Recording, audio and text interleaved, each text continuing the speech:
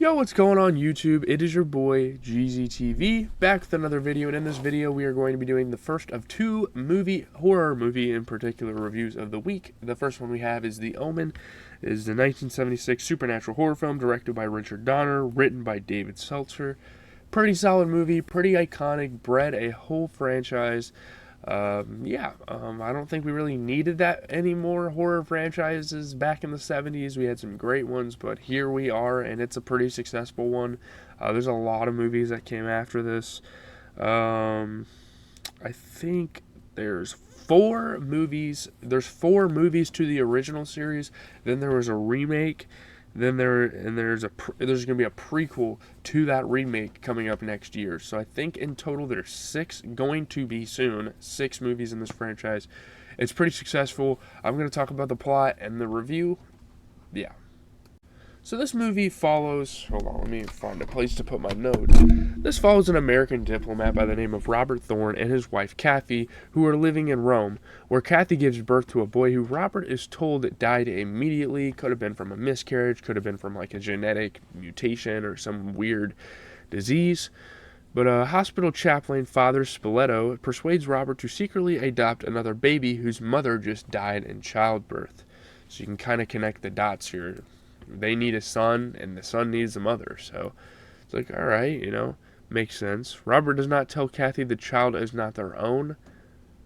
I'm not really sure how that works. I thought, well, I guess the baby died when they were putting him in like the little nursing room or whatever they call those, where they're in like the little incubator thingy, weird thing. But they name him Damien. So this whole time, Kathy thinks the child is theirs. So it's kind of insane, So, 5 years later, Robert is ambassador to the United Kingdom in London when mysterious events begin to plague the Thorns, and this is when this really turns into a horror movie, a series of unfortunate events, super unlucky, crazy, like Final Destination-esque things. A menacing Rottweiler appears at their home, and you guys should know, a Rottweiler signifies some evil shit. I'm not going to talk about it really that much, because I don't want to spread any evil energy around. It's Christmas break. It's happy holidays, guys. So, Damien's nanny publicly hangs herself during his 5th birthday party. A super disturbing scene, obviously. Everyone's out having a blast, having fun. And here we go. Someone just hangs himself from a window. I don't remember what... She had some pretty famous quotes before she did it that were iconic from the film, but I don't remember what she said. New nanny Mrs. Baylock arrives unannounced. Like, they didn't even hire a new nanny. Like, Kathy's telling Robert, she's like, where did you get this girl from? He's like, I didn't. I don't know where the hell this girl came from. She just came to our house for no damn reason. Damien violently resists entering a church, which again is a sign that he could be evil or he could be connected to things. There's a lot of foreshadowing in this film, and foreshadowing is one of the best, plot devices they use, and they use it super effectively. This is probably one of the first examples of a horror movie that use it so effectively. So yeah, this movie's really good. I think just getting what I think of the movie out of the way. I think it's genuinely a good movie. It's obviously a little dated. The effects could be better, yada yada yada. But the concept and the story and all that stuff and the characters and the acting is pretty good. So, Damien's presence terrifies animals at a wildlife park. So these are things that are kind of lapsing over time as you get through the movie. Yeah. Father Brennan warns Robert about Damien's origins, hinting that he is not human and insisting Robert take communion. And he isn't the real son, so that could be something, So... He tells Robert that Damien is the son of Satan, that Kathy is pregnant, and that Damien will kill his unborn sibling and parents. I don't like it. I don't like this evil stuff, man. I'm telling you. I really don't. Later, Father Brennan is killed by a falling lightning rod. Again, some Final Destination shit, how some of this happens. Kathy tells Robert she wants an abortion, which he opposes, which it would have been probably a good idea to get a damn abortion. Damien knocks Kathy over a railing to the floor below, injuring and causing her to miscarry. Again, Final Destination, man. Wow. Oh, man. Yeah, Damien is evil. They figured this out. This is a little fucking menace. Yeah.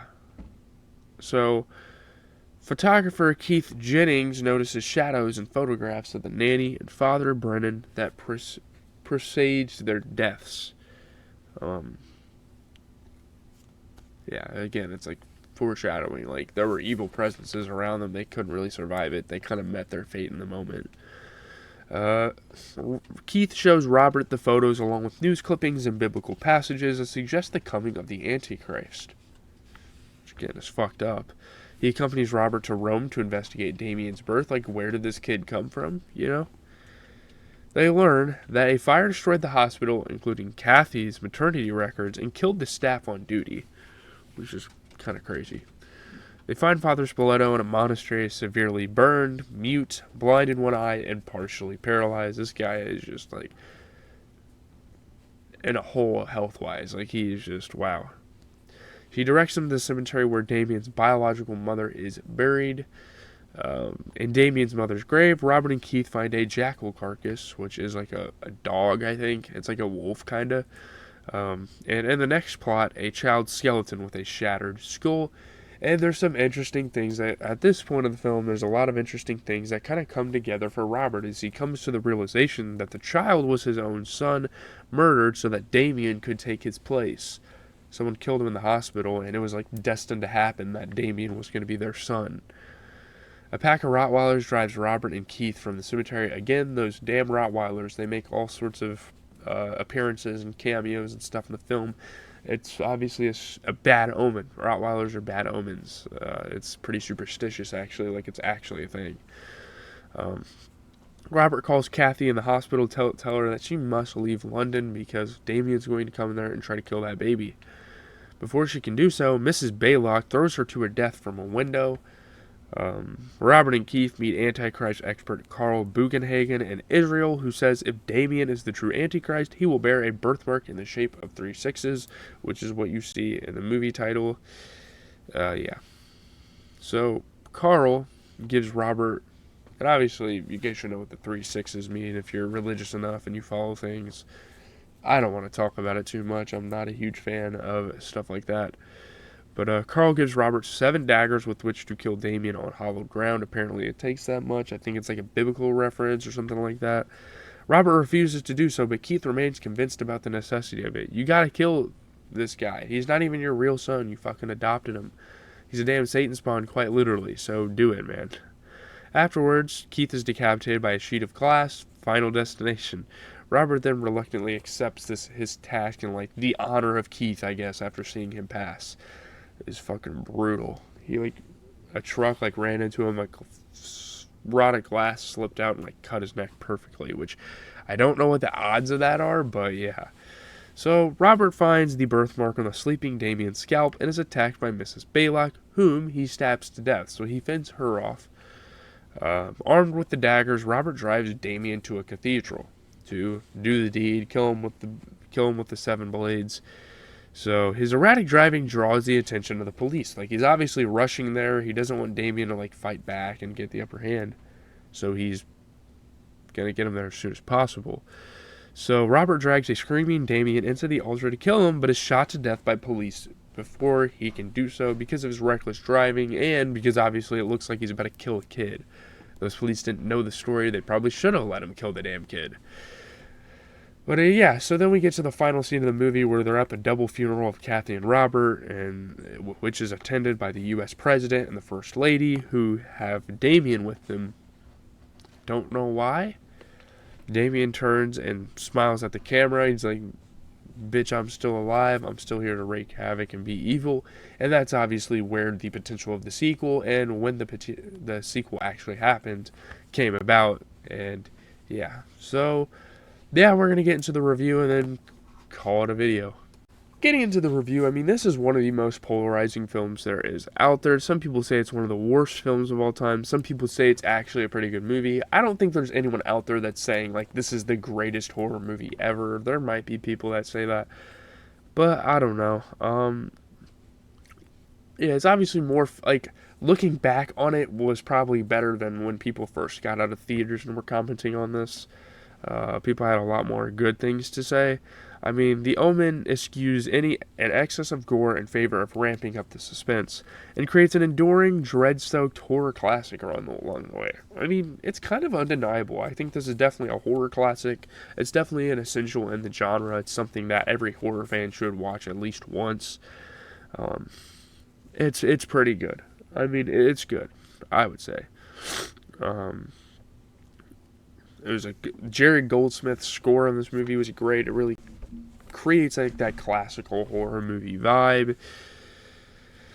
It's pretty good. I mean, I'm not gonna say it's the greatest film I've ever seen, but it's got some scary moments. It's got some things sprinkled in there. It's not really that scary of a film. Obviously, it took place in the '70s. There's not really much you could do to make it that scary. Um, there was a lot of controversy at the time and retrospectively as this movie dealt with religion, and Catholic churches were not a fan of this. Misrepresenting Christian eschatology. Some Protestant groups liked the film.